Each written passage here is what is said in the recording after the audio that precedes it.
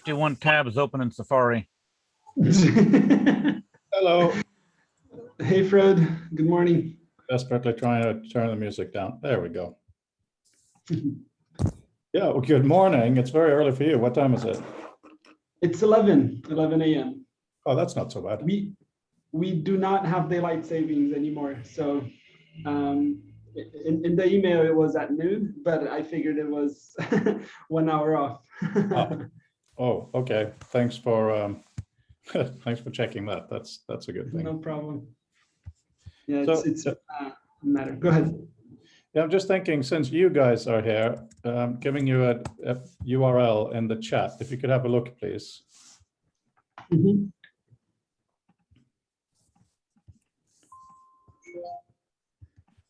So this is a graph Yellow space that Christopher Guttridge and I developed.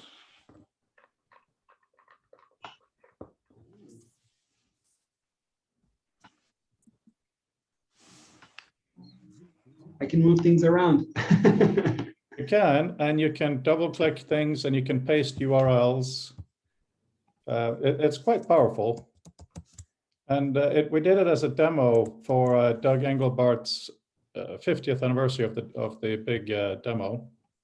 Mhm. And we just thought we could do something with it here today. No, sorry, we could do something maybe with the book. So we I could, see. yeah. So it Stream doesn't links. currently allow anyone to save new stuff, which is obviously not as useful as it should be. But it's got some interesting attributes. So I think Chris will join us on the call today. So what Is it an you think? infinite canvas?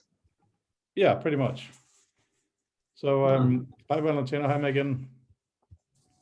Hi, Megan. Hi, Valentina. Hey, Megan. Hi. Hey, Valentina. Good morning. So I'll just give it to you guys as well. Before we properly start, this thing that Chris and I developed for the 50th anniversary of Doug's demo, I'm just wondering if maybe we should somehow use it to help people discuss the topics of the second edition of the book. It's kind of a space where you just put things and then you connect things. Valentina, I thought you started knitting.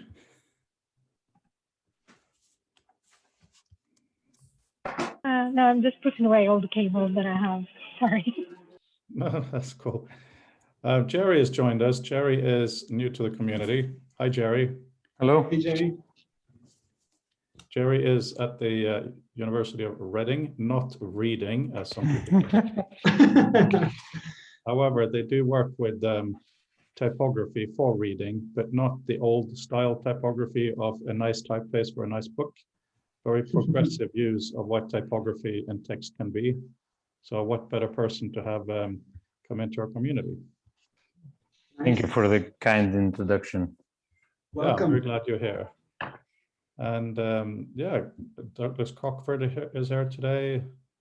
So very good. There's a few people who have made their apologies who could not make it today, unfortunately for good reasons. So I couldn't really argue with them. But yeah, we should probably wait a couple of minutes for people to settle in.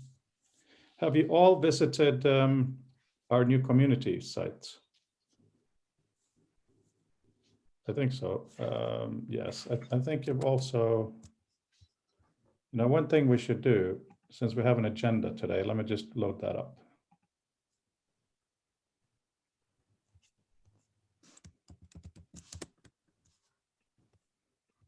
So I'll paste that in the chat.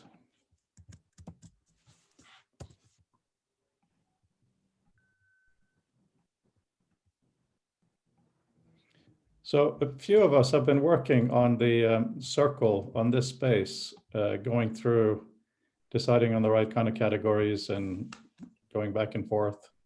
So if you'd all like to have a look and just, while we're waiting to fill up a bit, see if there's anything that you think is either wrong or missing. There's one thing I think we need to change, but I'll bring that up later. I like the new icons you're adding, Fred. Thank you. I'm a bit wary of those kinds of icons, but they work in some categories. Yes, yeah, they do.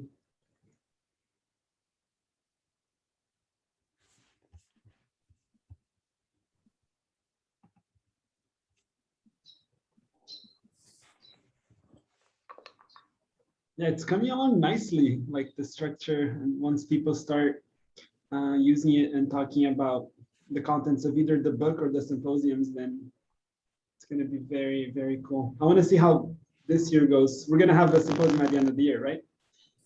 Yes, that's definitely one of the things to discuss. Hi, Vince. Hi, sorry to be a bit late. Zoom insisted that I log in, and I didn't know that I ever had to do that, so that was weird.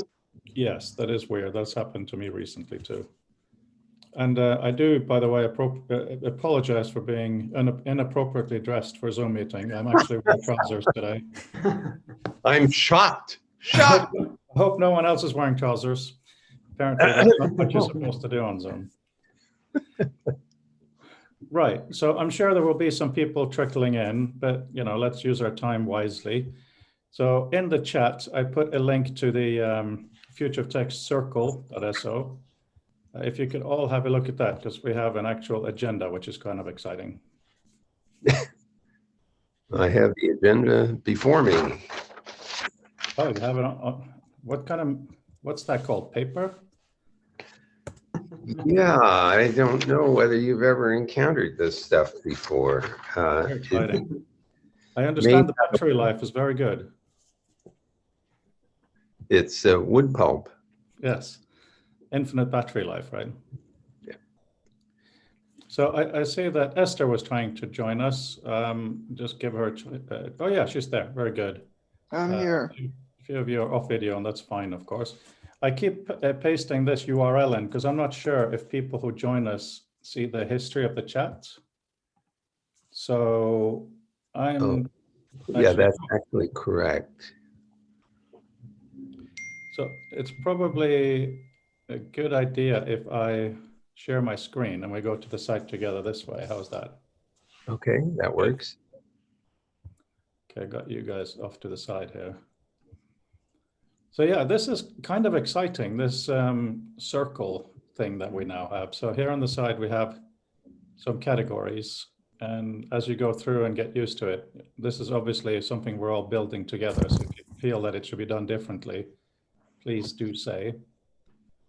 I think there's a section that only Raphael and I have been working on that I think should be deleted. The reason for this is we shouldn't make inviting people difficult or complicated. There shouldn't be a big brouhaha around it. And one thing that I noticed as a kind of a schism, if we can use a grand word for a little thing, some people feel that we should just straight up say, hey, we're doing this, want to join us, quite dry. That's my approach. Because if someone is interested in text, they will respond. Others feel that some people who would be very good for the community may need a bit more of a sales pitch, which is not my approach, because I'm very wary of getting people who aren't passionate about text coming in, because there's people like you here, Vint, to be honest, and also Ismail and others. Ismail couldn't be here today yet to chair a meeting at the World Bank, so I guess that's an excuse and a half. So therefore, in terms of suggesting people, I think we should just do it as simple as, if you want somebody to come in to be a contributor, just email me or tell me. The only thing I want to know is their perspective on text. If you think it's a good person and they are passionate about text, yes, of course, you should feel free to invite them using whatever information you feel is appropriate, highlighting whatever pieces of the book. That's none of my business. That's you inviting that person. For people that I'm inviting, I will do it the way that I'm inviting them. And it should be quite simple, right? I don't think we need long lists of potential candidates and so on, because yes, we will have a printed book, but most it'll be digital book. So it doesn't really matter how big it is, does it? And that goes on to the interesting issue of how to deal with students, because last year we had a student competition in addition to some student contributors. And this time, Jerry is a very active, immediate active member of our community. You haven't all met Jerry. Jerry's here. So can you just do a little wave for us? Yeah. He's a typography professor at the University of Reading, looking at very futuristic, interesting, and relevant typography issues, not just which font is prettier. So his students I will be doing a demo, a masterclass of my own software, the augmented text tools, in about a month. And I hope to collaborate with these students to look at ways to do software in the future, but also the plan is that if they are interested, they can write a collaborative section for the book. So it wouldn't be a person, it will be that group. So how to look at how we can involve students is a very interesting issue. Does anyone have perspectives on that, the student involvement issue?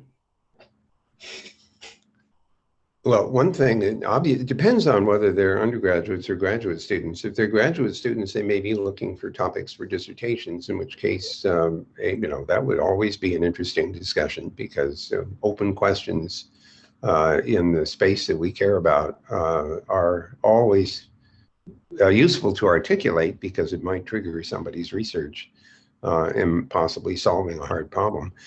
On the undergraduate side, it's a little less clear, although I suspect, at that point, you're looking at introduction to concepts, importance of text, what's its story, why, how is it evolving, things like that. I actually have a question to ask that it relates to a sort of a research matter, but I'll hold on to that until we get to the right point in our conversation, unless you tell me any point is the right point. Any point is the right point. So something that you've done in dealing with PDF is reminiscent of something that Jon Postel insisted on.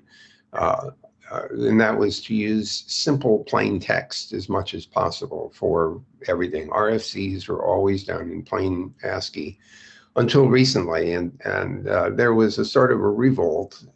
People insisted on being able to use PDF or being able to use graphics and things like that, instead of kind of hokey looking ASCII graphics and charts.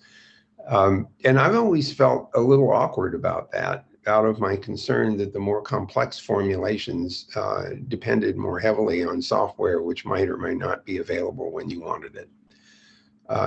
Your choice of introducing extensions of PDF in text form struck me as resonant with where John was headed.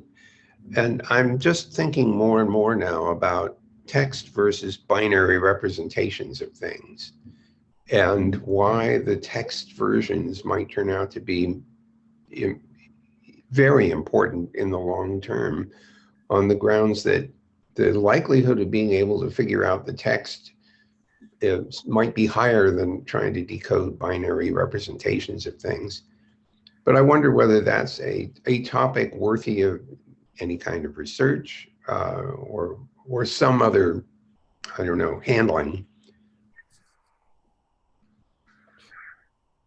Yes. So you do well in the congressional hearings where they asked for yes/no answers. So maybe we should send you in lieu of some of our other senior people. Before Hamilton the musical, I would not have wanted to have been part of your Congress. But, yes. Vint, you haven't seen Hamilton yet, have you? I have not seen Hamilton. We should have a future of text just for Hamilton. Okay, it is basically how he wrote America into existence. From a text person, it's the most incredible thing. He put a pencil to his temple and connected it to his brain. Right, that's how the show starts. That's the problems. He will write his way out. It is so emotive. Wow. Okay, thank you for that. That's the most compelling advertisement for Hamilton that I have heard so far. Often people holler about the music and so on, but you've just given me a better reason to go and watch that than I have heard before. So thank you for that. Yeah, no, the songs are nice, but yeah, Mark, you have your physical hand up. No, I just sort of listening to Vint just say and talk about the text. I mean, one thing I've tripped over very recently is the fact that there's a mispresumption that OCR text is a clean text version of a PDF. I mean, a classic one, thinking this thing about having plain text, is that going backwards, ligatures are normally just lost. So you end up with unreadable plain text. And also a lot of plain text is actually done as an OCR, which is basically trying to replicate the visuals of the page and not a readable version of the text. And this really came home to me. I was talking to someone, I'd extracted about 1,000 papers and sent someone off who was doing machine learning. And I said, well, what do you do about all the sort of smushed together words, or the ones that are all, single spaced out into individual letters? And the answer was, oh, we just assume they're all clean. And I'm sure that happens an awful lot. So there is actually quite a problem in our presumption that PDF is a safe repository for our text. Thank you for that. I've always been nervous about PDF as the archival format of choice, because it requires software to be correctly rendered. And I have great fear about software being the longevity of usable software. Although it's fair to say that something encoded in ASCII or the equivalent also requires decoding. But the simplicity of the code is sort of, I was going to say heartwarming, that's probably the wrong term, but at least gives you some confidence that it's feasible over long periods of time. In fact, I was reminiscing about WordPerfect, which had the property, as I recall, of putting all of its formatting information in the text, in plain text form.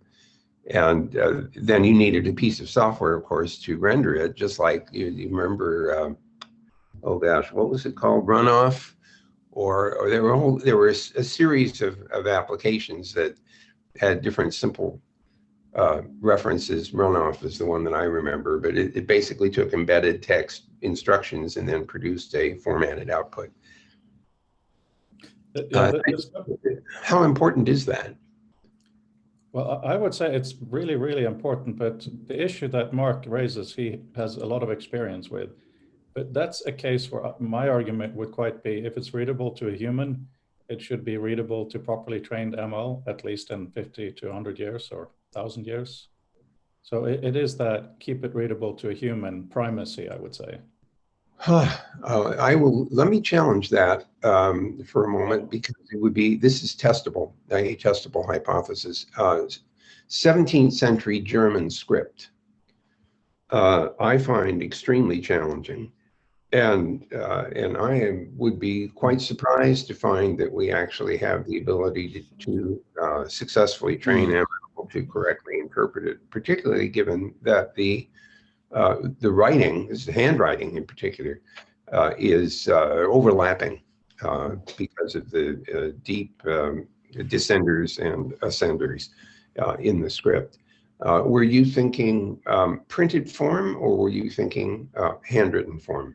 I was thinking some sort of printed, but I think Jerry will have a better perspective on this. And then let's not forget, I think Carl raised his hand to go right after Jerry. I'm laughing because just as Vint was talking, I was thinking of the Suterlin script, which is probably what he has in mind, which is nigh on unreadable, unless you have to hand a very well-taught, rather old person of German education about 90 years ago, who might still be able to decode it. There are extremely viable resources in archives throughout what is now Germany that are essentially opaque to research. That's an extreme example. There are other regional examples of both manuscript hands and also type forms that are imitating, let's say, continuous writing, that are actually extremely difficult to decode. The associated problem with this, and this is where our work comes more into it, is that supported language is not a statement that is very easy to demonstrate. Vint, for example, mentioned 17th century German, which strictly speaking is a nonsensical statement, because there's no such thing as German in the 17th century. There's stuff that people speak in that valley, and then you hop over to the other valley and they speak something else. And exactly. So even in what we would think of as fairly well-documented languages, what is a canonical representation of that language in written form shifts hugely, both geographically and socially. And that leaves aside cases where errors are intentional. So especially in things that might be sacred text, and that's sacred in the wider sense of the word. So Aristotle is a sacred text. Errors in transcription might be maintained because they are the way that the comment or the text was written and so on. So we have had the case where you run something through some OCR or automatic digitization, and it's corrected. And then you speak to someone who is studying the development of language or the provenance of the text, and they'll tell you, I'm using the errors to figure out who was the scribe that copied this, and so on. That also has to do with a lot of languages that use a script that is fairly well documented, like the Devanagari. Think of North Indian communities, which are in the Indian context minorities, but they might represent hundreds of thousands of people who use a subset of the script with extensions or variations of the script with, let's say, non-standard or non-mainstream sequences of characters, which again might not be documented in the standard dictionaries that the system might look. So we are, I think, fairly crude in the ability of our systems to really understand the complexity with which language has been transcribed in any kind of technologies, and the unpacking the statement to support that language at what level or which time, which part of the social stratum is a very fascinating research topic, certainly for postgrads and so on. I think we have a whole chapter of the book right there. Yeah. Carl, did you want to bring something up? We should go back to the book rather than text in a minute, I think. Yeah, well, actually, I am working on my PhD, and you know, I'm a huge Doug fan too. It's a contributions model of disability, but PDF has huge issues. It's a whole spectrum of things, anywhere from just being a scanned thing with no OCR to some very complex issues. I actually know somebody who's like a real expert in they refer to PDF remediation and things, but that's a huge issue and things. And then with Jerry just bringing that up too, I mean, having the original, the language stuff too is huge, because just imagine if the word that gets translated as dominion was actually meant stewardship in the Old Testament. That changes everything, and that's just one word. So. Yeah, absolutely. You know, I would say this comes into the category of interactivity. You need to be able to read the text in many different ways, which is, of course, a big issue. But to stay relatively close to the agenda, one of the things I really think we need to talk about is marketing, because if the next book is going to be successful, the first book has to be demonstrably successful too. The fact that it is now extant, to use the most pretentious term I could think of, is a good thing. It exists. We did it. But, you know, people need to know about it, and people need to tell other people that it's actually pretty good. So other than having very good reviews on Amazon and Goodreads, not that many, but a few, what do you guys think you can do, and what else we can do to help spread the word? Well, one obvious thing it might be to engage the various library associations, ALA in the US, for example, and maybe even suggest that if and when they have meetings that there be a session on this book. I don't know, I'm not quite sure exactly what the sales pitch would be for arguing that, but maybe that's a task we can set ourselves. How would we argue that a session in an ALA conference ought to have this book as one of its topics? I think that's a very good point, Vint. And I'm most likely going to be teaching a session at what's called Hyperlink Academy. It's kind of a new online community of teaching, very interesting. But I was originally just going to do a masterclass in my augmented text software, but I decided that's probably not as simple as what people would want. So therefore, I have rebranded it to be Writing the Future using augmented text. So that whole notion of this is not a book to read about the future of text, it is an inspiration to think and write about the future of text, may make it more relevant to libraries and teachers. You understand that the book publishing industry has a way of dealing with this. They have book tours, then also controversy helps. And so one possible hack would be for us to engage in some very public Twitter sphere, Facebook, or some other social media disagreement that might capture attention and get people to go and look at the book. I can imagine you and Ismail in an argument. It would be the politest argument in history. Well, except maybe we should shake everybody up by not having a polite one and having an ad hominem attack about our various opinions. Actually, I have two examples of a polite debate, which did get some attention. Marty Hellman at Stanford and I wrote opposing articles on the subject of nuclear war. And the debate was not whether we should have one or not. It had to do with how we avoid having them and what tactics we should use in order to try to reduce the risk. And that was published in the Bulletin of Atomic Scientists. And there was another one recently. It's a publication called Paragraph. It's an online publication, and two writers will debate in short, 700-word pieces, and it's a 4-part thing. Somebody makes an assertion, that there's a response, then there's a rebuttal, and then there's a final response. And Paragraph is also a place where we might actually have a discussion about the book. That's interesting. Valentina, you're writing that down, right? Because I wasn't.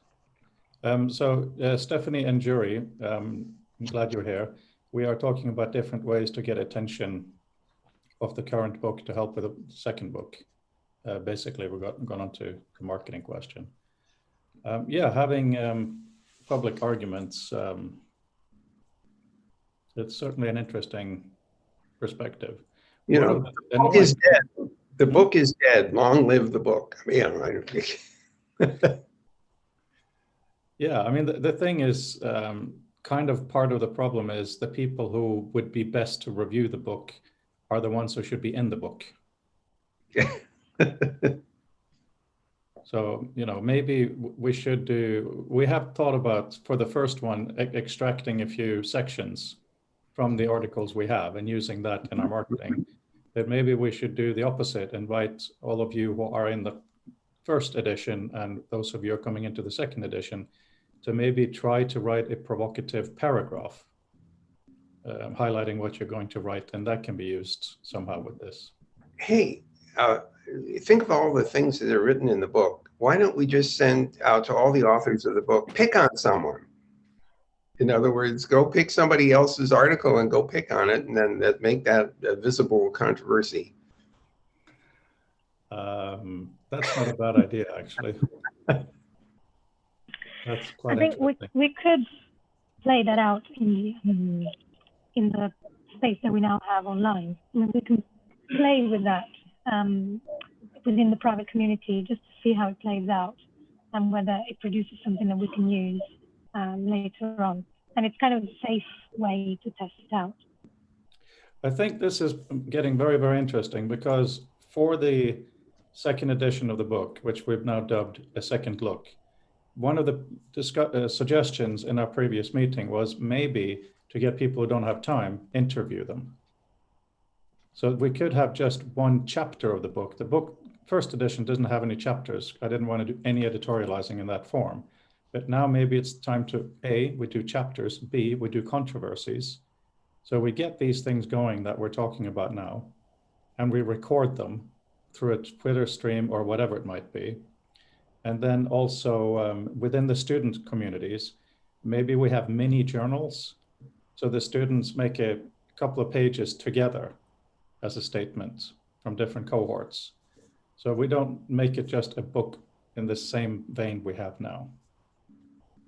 I mean, Tim Ingold, who's written well, he's a wonderful professor and writer. He's written one book on the line. When I invited him to the first book, he said, "This is absolutely horrible. I am against everything you're doing. This is awful." I said, "Thank you very much. Can I print your email?" And he said, "Okay, fine. I will write something." So he wrote something very contrarian. So, you know, that's a great indicator of how that could work, Vince. So that's a good idea. I don't think it'll help generate that much press, though. We should probably try to do it in public, but we should also think about press. Yes, Jerry, you wanted to say something. Hello. Yeah, hello. Sorry I'm late. I had to do a bit of firefighting, but I just thought that coming here that actually next year, 62 will be the 60th anniversary of the conceptual framework. And I really think that perhaps a special edition of Future of Text, instead, we really should invite all these people who are interested in the future of writing, future of text, to say what they think the future of human augmenting human intellect could be now. I'm certainly working on that problem, yes. An idea that could end up getting some traction would be to piggyback on one of the current issues we're facing. And that would be attached to misinformation and disinformation and all the things related to that, and attach text as a way of thinking about the future of text as how to resolve not only that, but all sorts of issues. But having it piggyback on misinformation I think it's a good thing, because it's directly related to text. It's like text being spread around, but like if we had transclusion, if we had provenance, if we had all these things solved in the text side, then it would be one of the ways to solve. And then we introduce all these people that are thinking about the future of text and all of the things that could be solved about thinking of text. And that could get media attention, for example, not only websites that talk about news, but tech websites like The Verge and some others. I think that's very much worthwhile, that thread. I'm just thinking also back to what Jerry and Vint was talking about. I think we could make a strong statement that all text is wrong, because the notion of text being truthful is ridiculously childish and naive, because you can always misunderstand it based on either something else behind it or the intent. So if we focus on explaining that everything ever written is wrong, it's provocative. But it could say that in order to in order to understand the text with more clarity, we need to look over where the cultural differences, was there time differences, was there a technological problem? All these things can then come together if we say that. Well, it's certainly correct to say that things we thought were true and wrote down in the past have been turned out to be wrong. Science is a lot like that.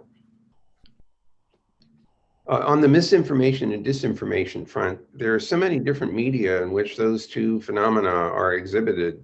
Text is not the only one. Is there anything special about the textual version of misinformation and disinformation? Is it more or less inflammatory than video or audio or graphic arts or anything like that? But before I give it over to Stephanie, because I raised my hand half a second beforehand, there you go. That goes to the very heart of why I'm interested in text. It is because text is symbols that can be manipulated. You can't do the same kind of interaction with a video. So while video and other medium are absolutely important in so many ways, absolutely no question, to really focus on the uniqueness of text might be part of what you're saying. Stephanie, hi. Hi.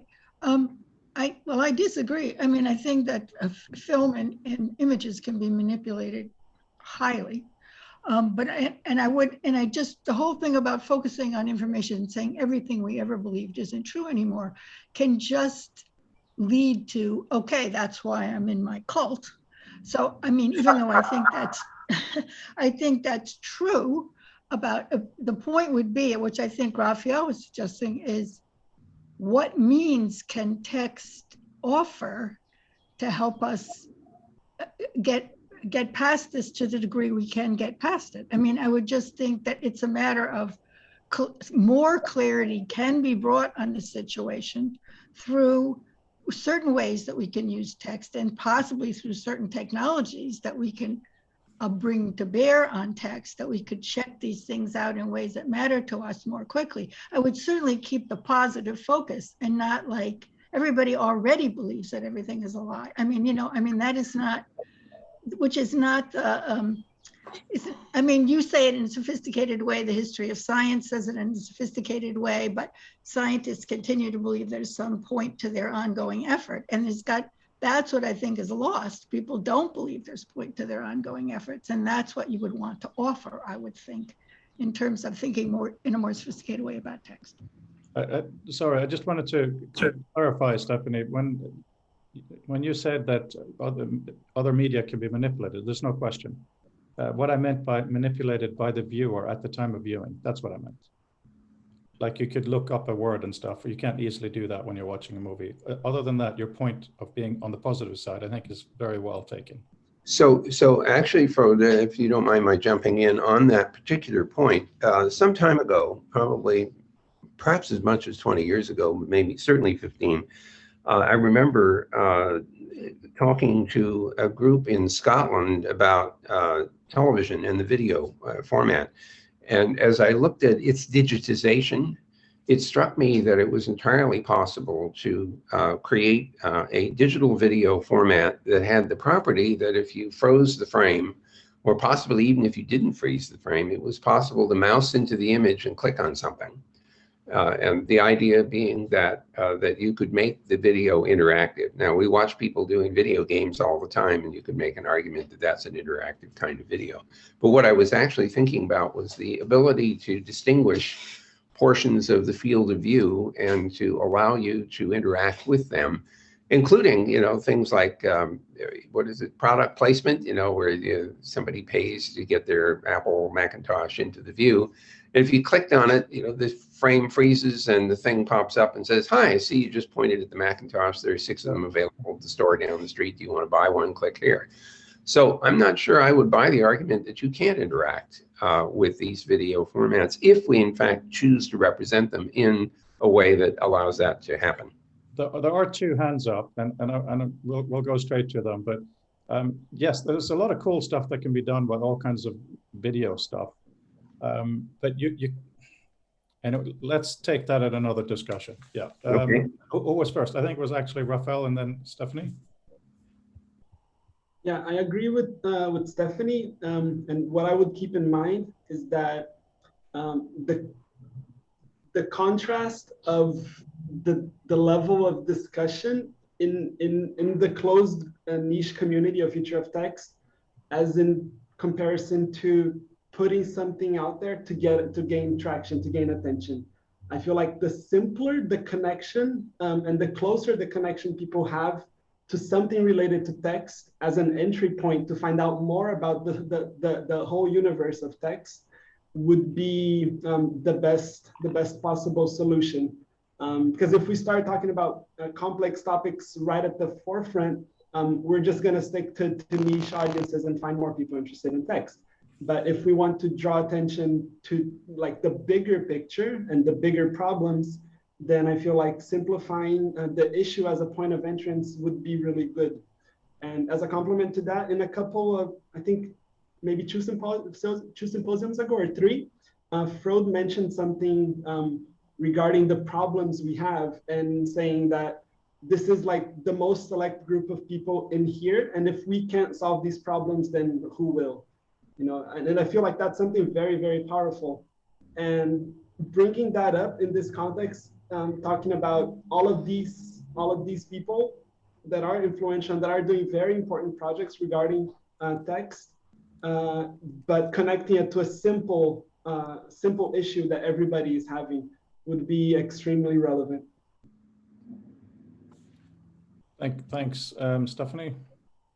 Well, two things. One, I don't agree that if we can't solve it, who will? I think a more diverse group of people would bring better suggestions. And I also think that you're under every kid with an iPhone who puts a filter on an image and who knows how to recut an image and so forth.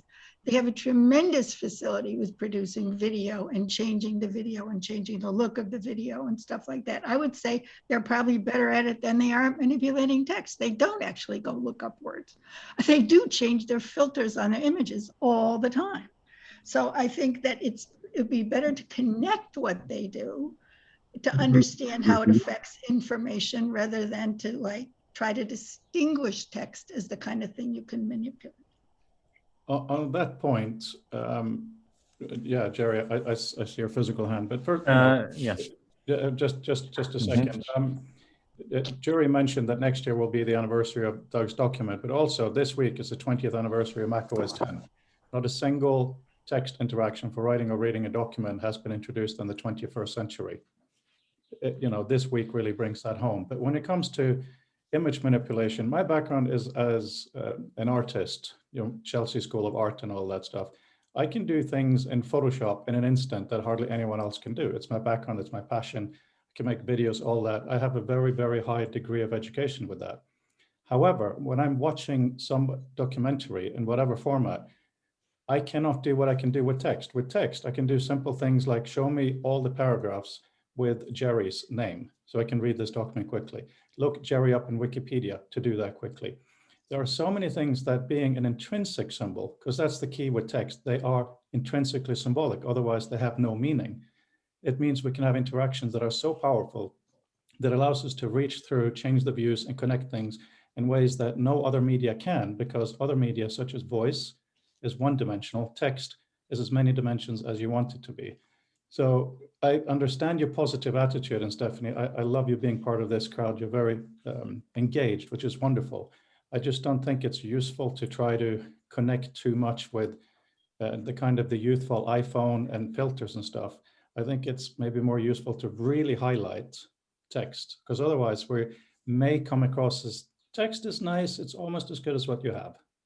I know I'm being defensive. Anyway, Jerry. Who's your audience? You have to ask. Yeah, if you're not talking to people that are young, yeah. Okay, Stephanie, that's a really good question. And before Jerry, before you jump, because we have the idea of a student competition, we had one before, we're going to have one now. We probably need to have two different audiences. One is the student audience. We have to find a way to reach them so they want to write something, but also we need to have an audience of quote unquote knowledge workers in general. So great question. Yeah, Jerry. I'm going to come a bit on Stephanie's side here. I think, at least from what we have been seeing, notions of what a text is have been shifting on generational lines. And there have been some key points. You may remember things like Pokemon Go. They relate a lot to how gaming introduces certain modes of interaction with visual information to communities that are open to change their behaviors through that, and then that gradually shifts into more mainstream uses. And what we are seeing is that younger generations have a much more fluid concept of what a text is, and they will see things that have to do with positioning in relation to images, and also layering of different elements, or what we consider decoration and so on, as integral to text. One of the reasons that Snapchat took off the way it did is because it enabled very quickly two things. One was an audience that was open to these kinds of ideas to essentially take control of layering, layout, and the mixing of modes of information, and at the same time appear exclusive to older people like me. Because the modes of the interface were not self-explanatory in ways that I would have expected. So I strengthened the identification of younger people with an interface that lowered the boundary of decision between image and text or effect and so on. That, of course, was a thin wedge. So a lot of the discussions we're having now about the trustworthiness of representations as images or pictures or videos, the deep fakes and all of that stuff, have their roots in things like that. I think, Jerry, we're really going into more territory of content for the book now. Oh yeah, but I think it's good to keep in mind that we represent certain generational views about what text is, and especially if we want the activities to seem to have relevance to emerging generations, especially a more global audience that is on the whole younger, we need to resonate with those. Yeah, Raphael? Another idea would be maybe to connect text to the web, and how, you know, the web is made of code, and, you know, code is text. So basically, we can talk about things that haven't evolved in a long time in the web. So for example, if we take something that people use every day, if we take Google search, and if we take a print screen of, you know, one of the first versions of Google and put it side by side to a version today, it's still the same structure. It's links under links under links. Nothing has changed, right? And that's basically text. So if we showcase that, you know, things are not evolving fast enough in the web, and text is the foundation of that, then we can have a discussion connecting people to something they use every day and they're interacting with every single day. So that's what I'm trying to connect, text to things that people have a direct connection to. Yeah, that's something worth reflecting on. There are two hands up, Mark and Jerry, but we only have 15 minutes left, so it'll be about the marketing rather than what text is, right? Yes, very quickly, I was just thinking, maybe turn the sense that was raised about, you know, what young folks see in terms of what they're doing with new forms of media. And rather than draw a parallel, is to go back to the thing of generating some opposition, is almost to say to the youngest sort of users of text is, why does it have no relevance? Allow them to have the heresy of saying, no, it's all rubbish and we don't need it. And to unpick what may or may not be true in that, and what they're missing. So if you turn it into an oppositional frame, maybe that might be an easier way to put the two together. And I'll stop there. But before I hand over to you, Mark, I think that's a strong point. And what's really annoying about Jerry is that he really knows what he's talking about, because he deals with these wider groups of people and younger people. So, you know, the relevance of what came up there is really important. But I think we need to separate the younger audience from the older audience, because us old people, we have learned a few things. And, you know, we're here fighting the good fight for text in many different forms. But we have to get into remembering that we're not here to make apologies for text. That may be what's part of the youth competition invitations. But it would be great if we could think of how to reach very quickly, it's not so much an apology. It's to understand the difference in conception of what it's about between younger generations and those of us who are already somewhat fixed in our understanding of it. Yeah. So it's less of a justification. It's saying, well, how is, you know, what changes do we perhaps need to make in our use of symbology and things like that? And so in other words, it's just to understand better the problem going forward. So I'll try and be brief. Yeah. Okay, thanks. Jerry? Yeah, sorry, I put it in the chat. I wanted to be very brief. The point is that it's, as I said, the real thing is not just, okay, you produce text, but the greatest leverage is how that text or conversation is conducted.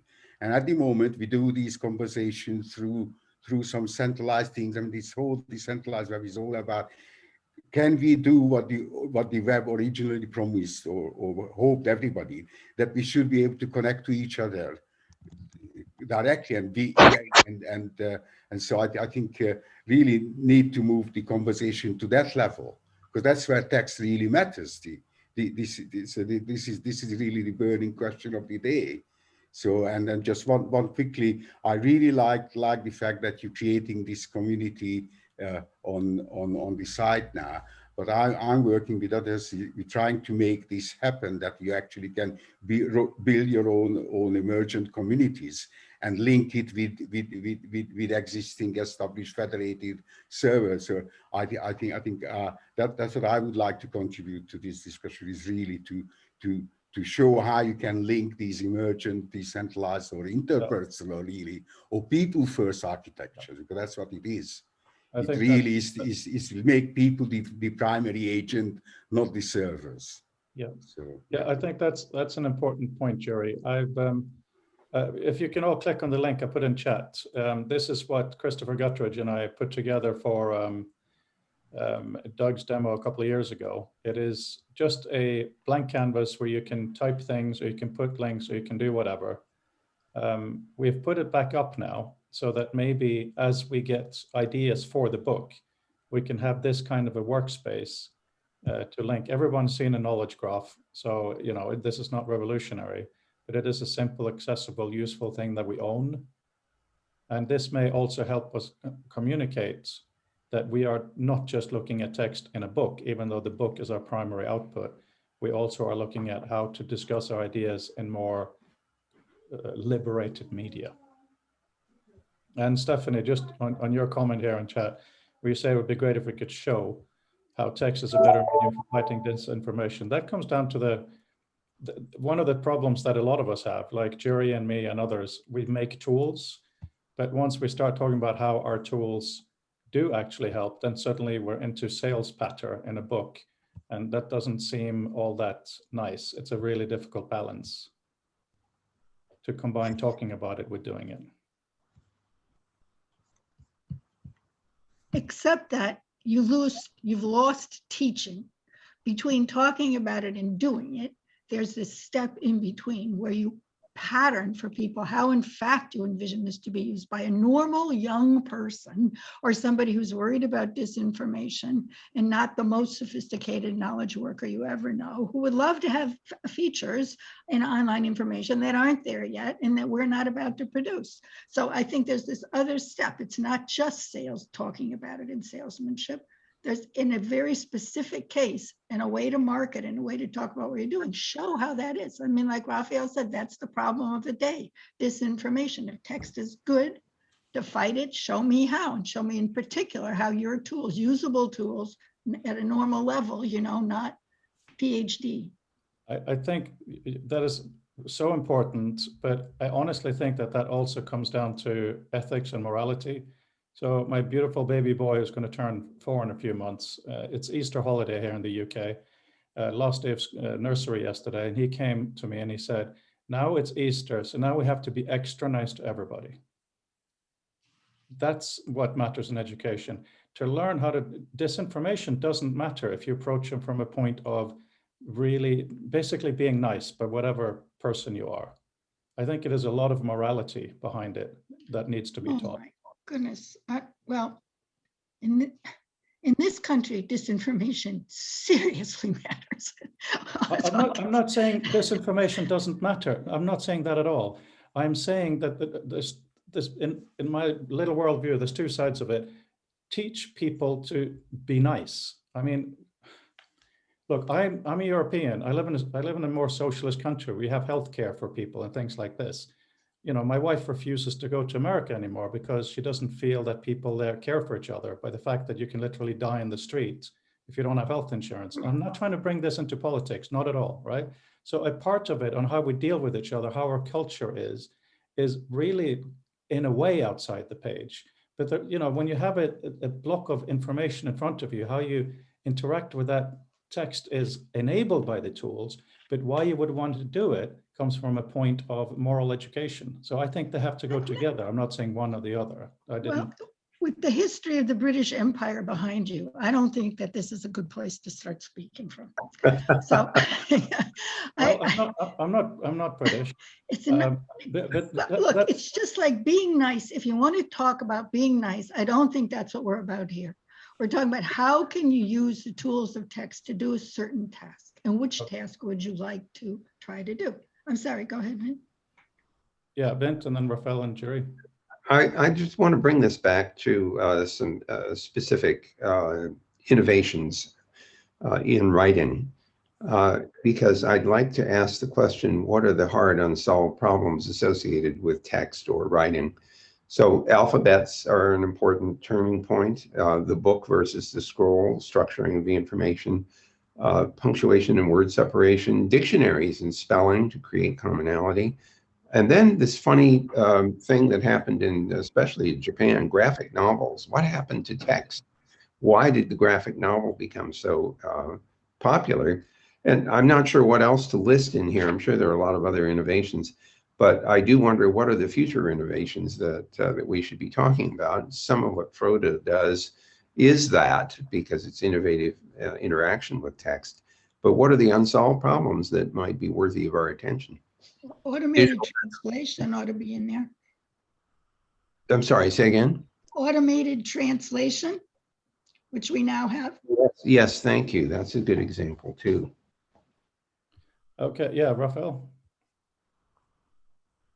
Yeah, trying to connect some points that people are bringing up. And I feel like communication and conversation, the way people speak and interact with each other, is directly connected to text as well. Because like Frode said, if I feel like being nice comes before doing other things. So if, for example, if people are nicer in general, then we probably have less bad things happening. I think that was my interpretation of what Frode was trying to say. So if text connects to communication and communication helps people be nicer to one another and to create a better atmosphere between people, then that kind of snowballs into a bunch of different better things for the world in general. But it's also a direct connection to text, I feel. We can't disconnect communication and conversation and the way we speak with text. Sorry, I don't know where that sound came from, but I just wanted to make clear, because so we don't get on a funny, weird track here.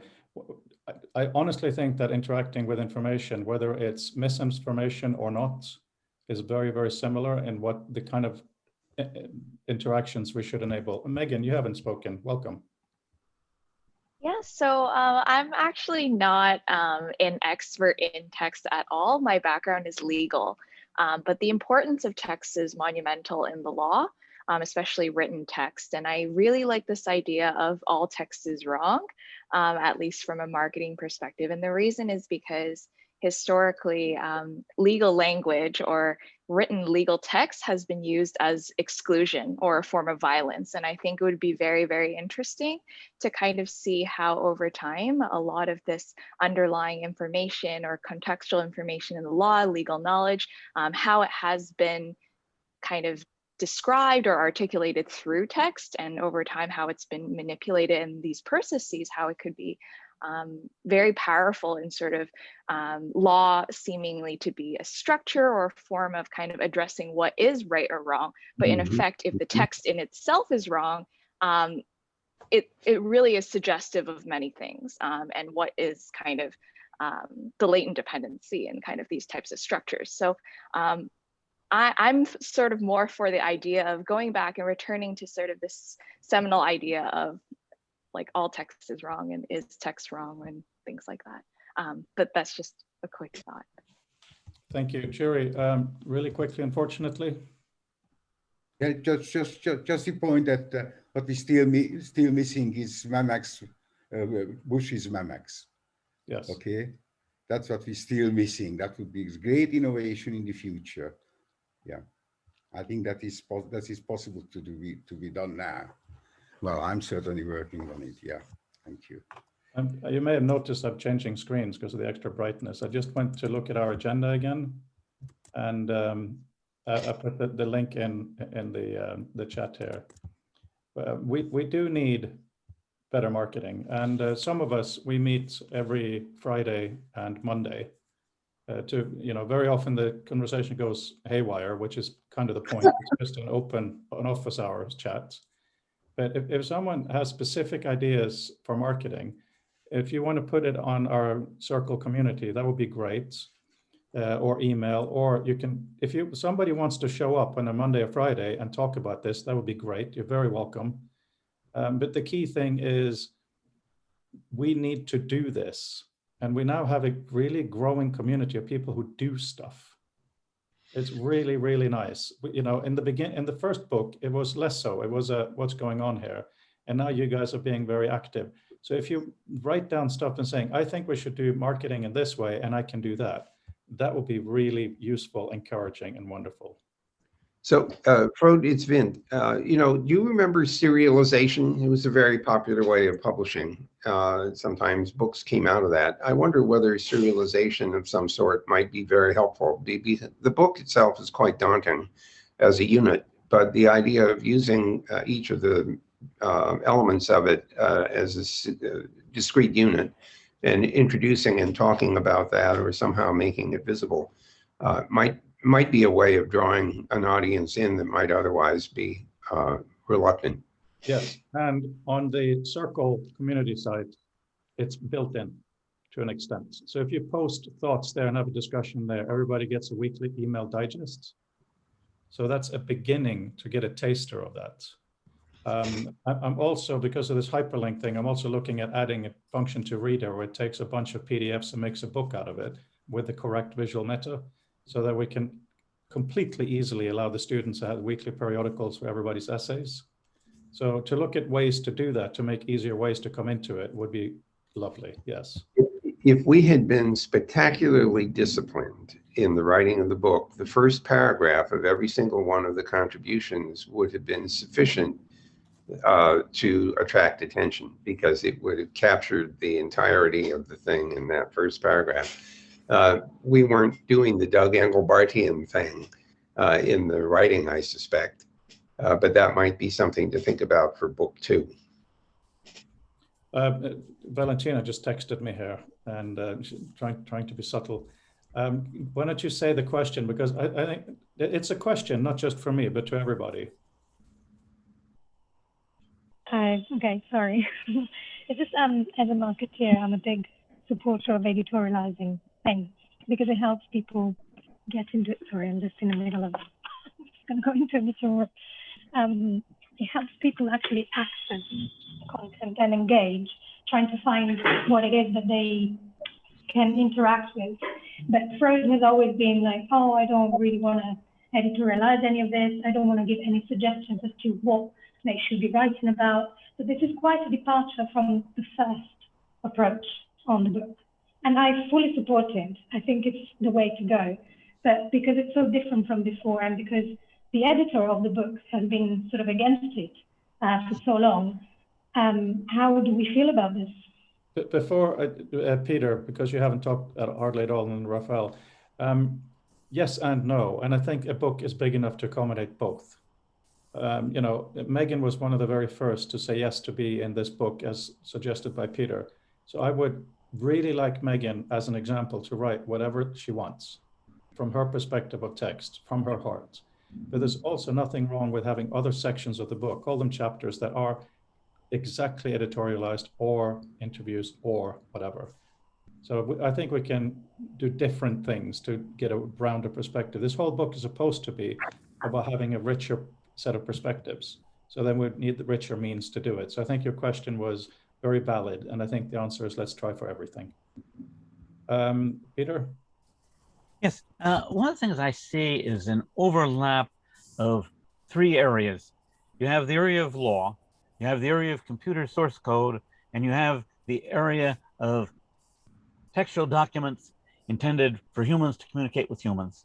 Lawrence Lessig made a wonderful point about law becoming code and code taking the form of law, because the way you design your physical software systems winds up structuring human relationships. And it's not just about getting the code to do a particular thing. You're also constraining and shaping the very course and nature of humanity through your code. Then you have the area of literate programming, which is focused much more on the notion of, okay, we have this code, but what winds up happening almost invariably is the person who writes the code is just worried about getting a functional software artifact. And I've seen this many times in my research where you have a university group that did some wonderful demo. And 1 year after the graduate student who wrote the code left, all of the knowledge embedded in that demo has become utterly inaccessible because no one can figure out what it does. Yeah. So literate programming promises to make our source code structured first in terms of human language communication. So if we can somehow merge those three notions of text, code, and law together, I think that might be a sweet spot for future exploration. I think absolutely, Peter. Before you, Raphael, I see Jeremy has joined us. I'm expecting that maybe we got the time codes mixed up. Where in the world are you, Jeremy? I'm in Los Angeles. It's 8 a.m. Yeah, I think maybe I got the translation of the times wrong. Yeah, I apologized. That's something we should have done this side too. Very nice to meet you anyway. I see nice to meet you. Joining the community. We're just closing off with some thoughts on how to do marketing. We're going to be using the community page more, and that will have a summary. So we'll start to also build some content there, and we'll meet again in a month. Should we say exactly a month from today by number, so 26th of April? Don't worry, Raphael, I still have you. When can we do it? Vint, you have the busiest calendar. We look to you. For I'm checking now. The 26th is a Monday. It is. And what time of day would you propose? We could do the same as today, I think, as long as we all don't have time zone changes and confusions like that. I would only have a half an hour. If we started at 10 o'clock my time, which I think is what we did, I would only have half an hour on the 26th. On the 27th, I would have the full hour. Okay. Why don't you, do you want to email Carla or should I? And then we'll use that as the basis and I'll send out a new message for everybody. I'm happy to. Well, I'm sorry, I don't. Do you want me to send a note to everybody, or are you having somebody else do that? No, I'll do that. But if you just tell Carla, then yeah, confirm with me, and once I have a confirmation from you guys, I sent. Yeah, wonderful. Raphael. Yeah, just one last remark on the marketing side. When we publish something like a book, we put a lot of effort into the publication of one thing. And then once it comes out, we have a small time frame to talk about it because it's new, it's hot. And one of the case studies that people who like animation have against Netflix is because Netflix, when they release series or animations, they release everything at once. So all of the news outlets talk about it throughout the period of 1 week only. And the way it's done in Japan and in other places is that they release one episode per week. So every week is a point of contact with the audience to bring fuss about what's happening in that area. So if we think about serializing the book into a lot of different parts, where the culmination of all these parts is the book, we're gonna have talks about the book throughout the whole year, and we're gonna have a physical copy to show. Maybe. I like the notion of that very much. But one thing you will see on the Circle website is I put down a tentative timeline. And what we could do is take Vint's idea of telling everyone the first paragraph will be used differently. So let's say we have a month or two where we publish those paragraphs as previews maybe. Anyway, this is a discussion we can have ongoing, how to spread out the explosion of the book and not just make it one event.